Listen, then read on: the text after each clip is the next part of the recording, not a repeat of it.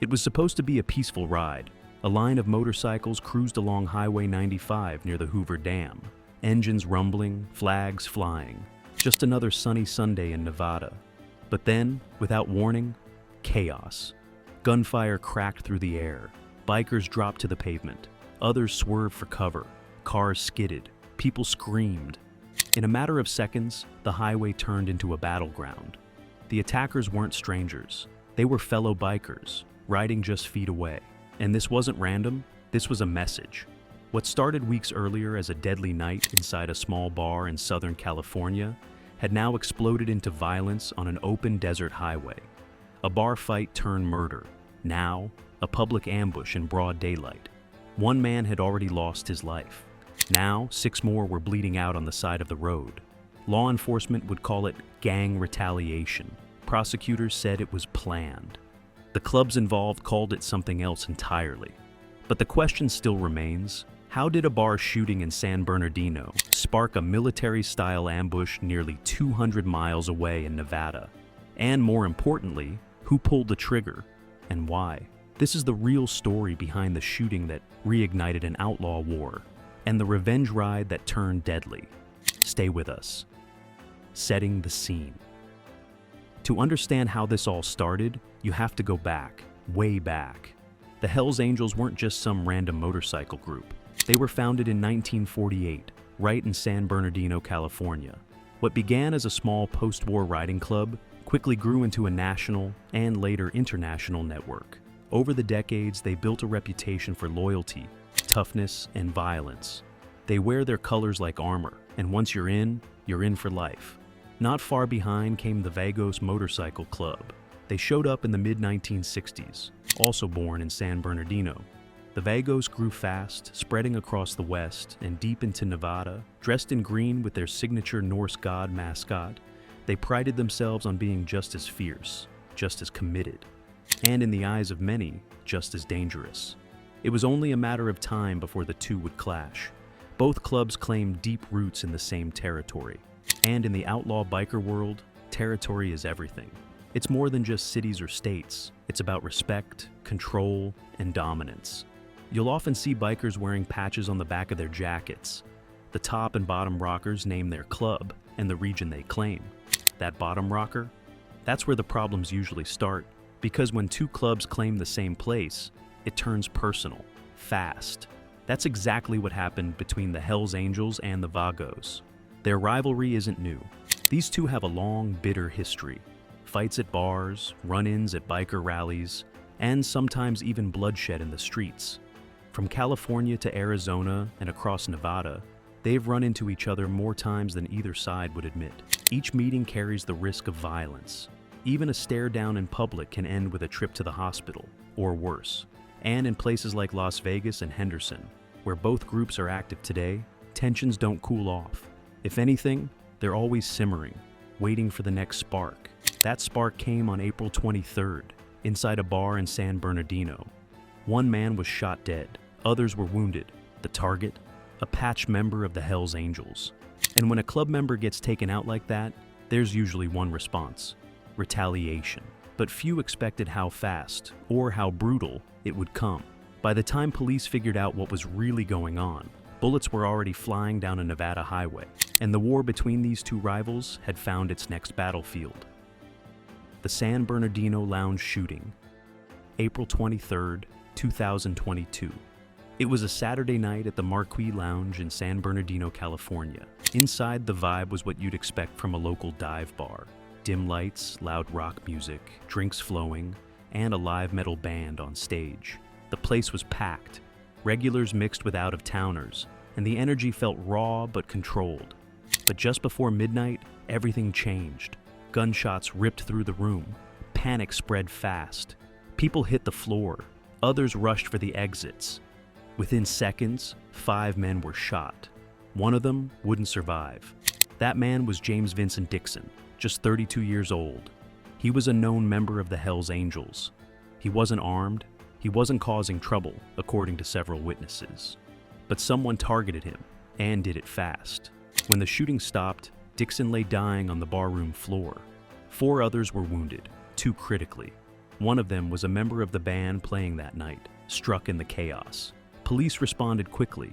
They found shell casings, blood trails, and shaken witnesses, but no suspects on the scene. Whoever fired the shots was already gone. For a crime this bold, the lack of immediate answers was shocking.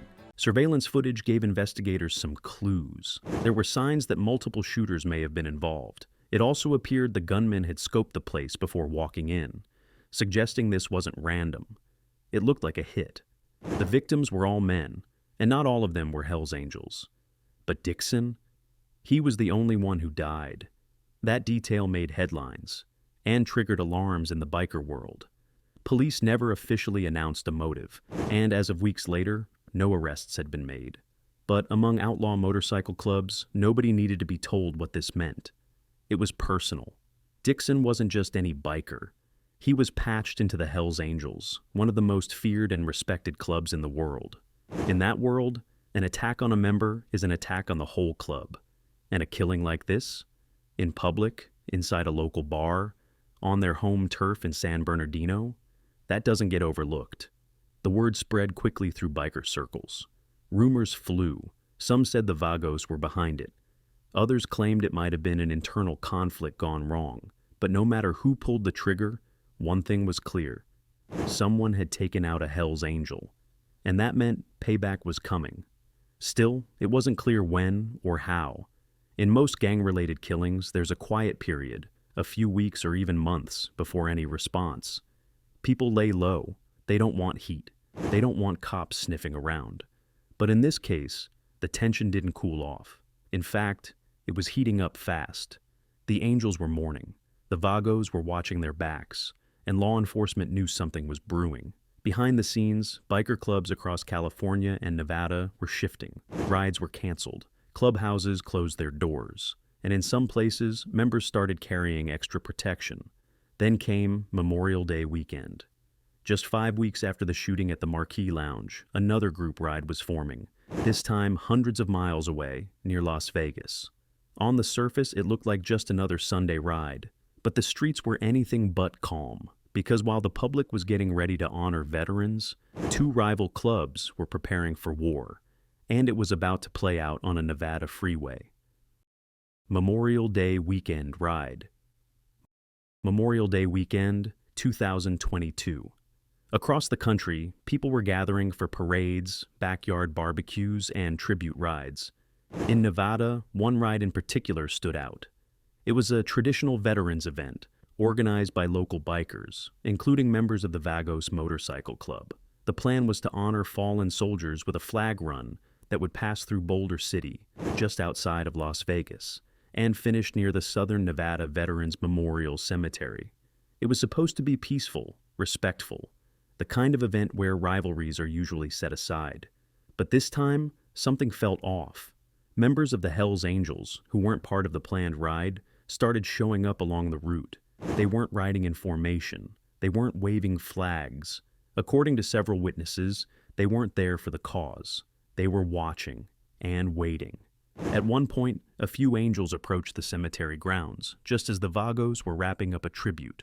Words were exchanged. Some riders said it was just a tense conversation. Others said it felt like a threat. There were no punches thrown, no weapons drawn. But anyone who knows club politics could tell this wasn't over. In biker culture, moves like that don't happen by accident. Showing up uninvited during a veterans event sends a message. It wasn't just a random appearance. It was a reminder. We haven't forgotten. Still, the day ended without violence. The ride continued, and most people assumed the worst had been avoided.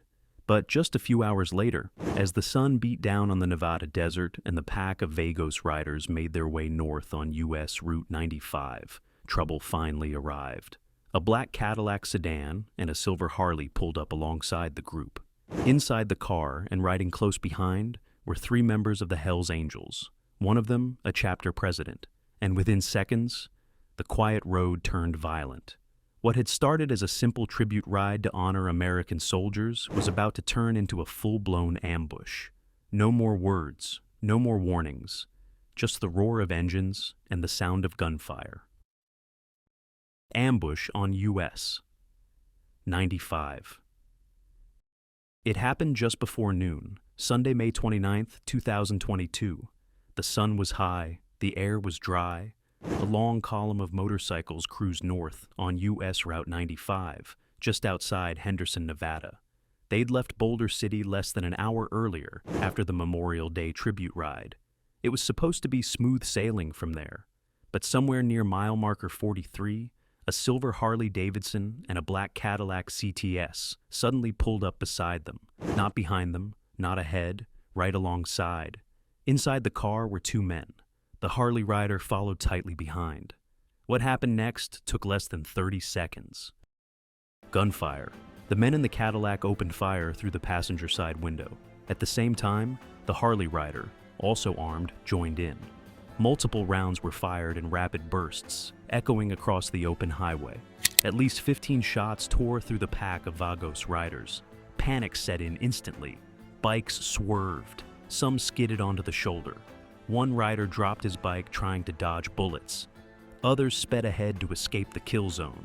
Blood marked the pavement. 6 Vagos were hit.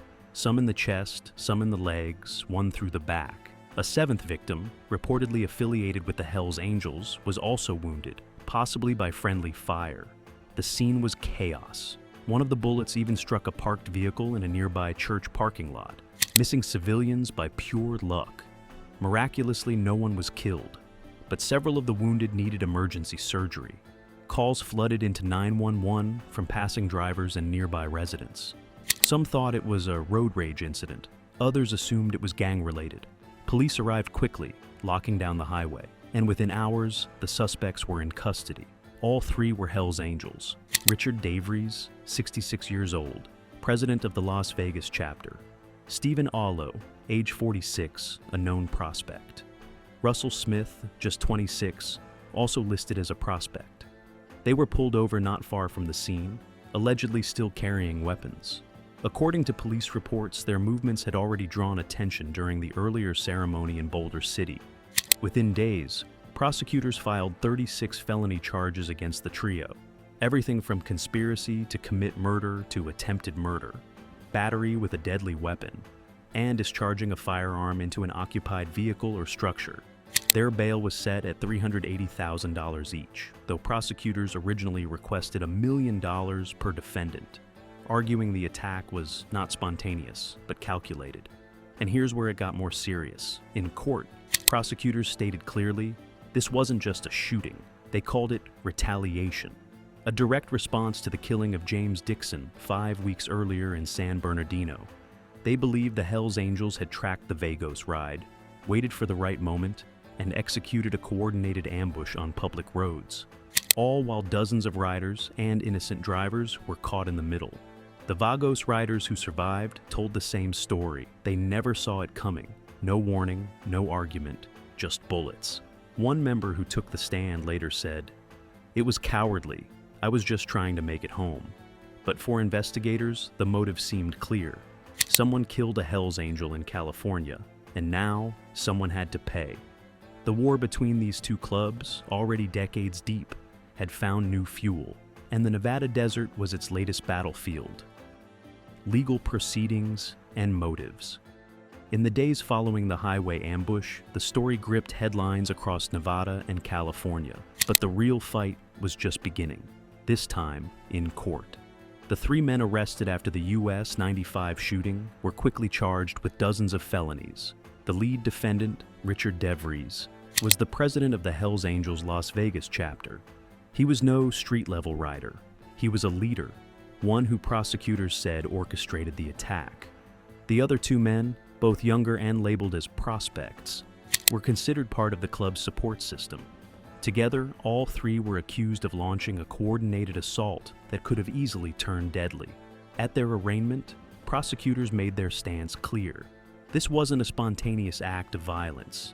They claimed the shooting was premeditated, a planned strike carried out in public during daylight, as retaliation for what happened in San Bernardino just 5 weeks earlier. They connected the dots between the death of James Dixon in the Marquis Lounge and the bullets that flew on Highway 95. In their eyes, this wasn't just a feud, it was an execution plan. But defense attorneys painted a very different picture. They argued that DeVries was a veteran with no prior criminal record, a man who held a stable job, and someone who posed no flight risk. They called the bail excessive. More importantly, they denied that the shooting had anything to do with a previous murder. In court, a member of the Vagos even testified that he didn't believe his club had anything to do with Dixon's death. He said rumors were floating around that the Hells Angels had shot one of their own by mistake, believing he was a police informant. The defense leaned heavily on that idea, suggesting that the retaliation angle was based on false assumptions and club gossip, not hard facts. Still, prosecutors maintained their timeline. They pointed to surveillance, weapons found in the suspect's possession, and witness accounts that placed the three defendants at the scene, riding in close proximity just moments before the gunfire began. The case drew the attention of federal and state law enforcement. Both clubs were already on the radar due to previous investigations involving drugs, weapons trafficking, and violent crime. This wasn't the first time they'd made the news for bloodshed. In fact, officials warned that if this wasn't contained quickly, it could spiral into a larger wave of violence. History had shown that retaliation often leads to more retaliation, especially when biker clubs believe their own are being targeted and nothing is done about it. What made this case different was the setting. This wasn't some back alley. It wasn't a private clubhouse. This happened on a public highway, in front of witnesses, during a weekend meant to honor the fallen. Now, the justice system had to decide, was this truly about vengeance for a lost brother, or something else entirely? And most importantly, was this the end of it, or just the beginning? Broader context, cycles of outlaw, gang violence. To understand how something like the Highway 95 shooting can happen in broad daylight, you have to look at the bigger picture. Because this wasn't the first time the Hells Angels and the Vagos clashed, and it likely won't be the last. Their rivalry goes back decades. Both clubs started in San Bernardino, California, and both expanded rapidly throughout the western US, especially in Nevada and Arizona.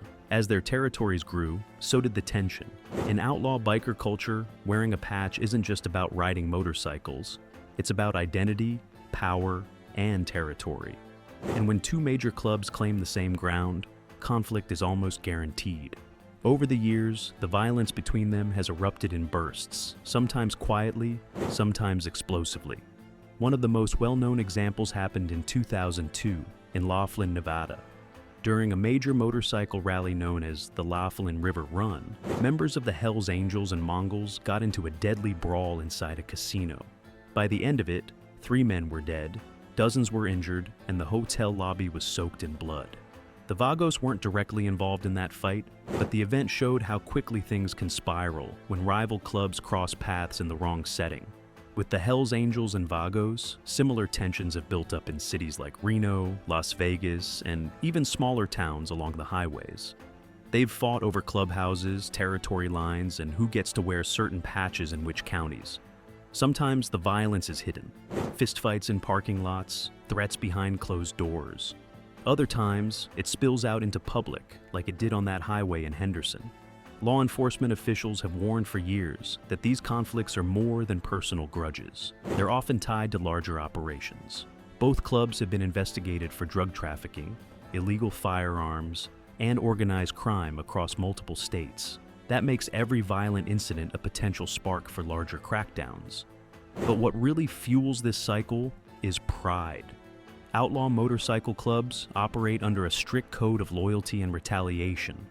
When a member is killed, the club sees it as a direct hit against the entire brotherhood.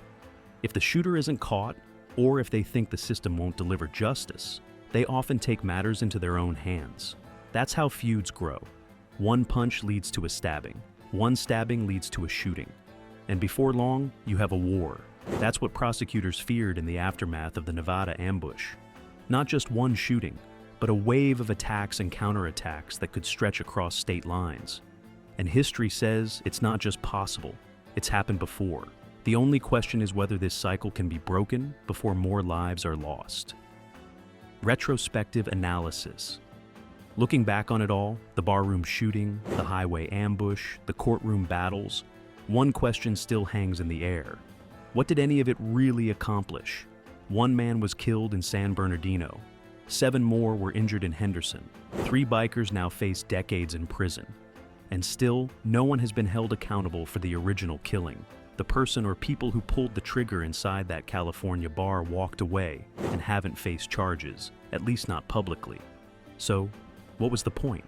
For the Hells Angels, the answer may lie in code. Outlaw motorcycle clubs live by their own rules. Loyalty runs deep, and so does the idea of revenge. When someone hurts one of their own, especially on their own turf, the club often feels it has no choice but to respond. But this time, the response didn't bring closure. It brought more blood. It also brought national attention. What started as a targeted shooting in a bar turned into an all-out ambush on a public freeway, endangering not just rival bikers, but innocent people nearby. One stray bullet landed in a church parking lot. Another came close to hitting a bystander's car.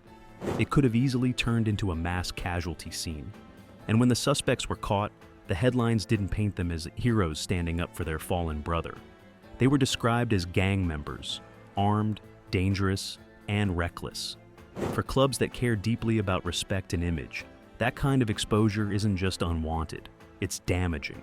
At the same time, law enforcement came down hard. The shooting triggered a multi-agency investigation. Prosecutors linked it directly to organized retaliation. The public saw the video clips, heard the 911 calls, and followed the court proceedings as they unfolded. And suddenly, what might have been handled club to club was out in the open, where everyone, including the justice system, could watch. So, if the goal was justice for James Dixon, it didn't land that way.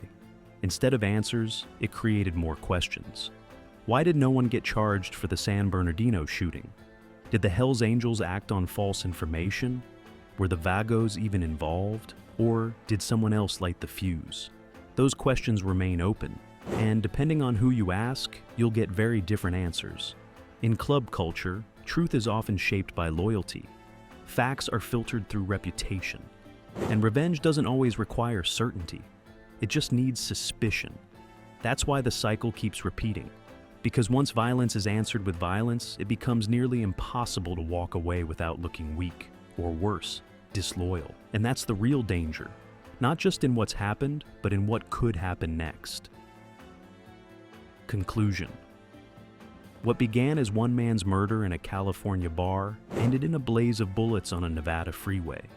Along the way, it exposed deep fractures between loyalty and law, truth and vengeance, silence and justice. The man who died that night in San Bernardino hasn't been avenged in court. The men accused of doing it themselves may never walk free again. And still, the cycle between these rival clubs continues, quiet now, but always simmering. So, the question remains, was this justice? Was it worth it? Or did it simply guarantee that somewhere down the line, someone else will bleed? The outlaw world doesn't give easy answers, but it always leaves a trail. If you want to know where that trail leads, who might be next, and how far these rivalries reach, you're going to want to stick around, because this wasn't the first time violence tore through these desert roads, and it won't be the last.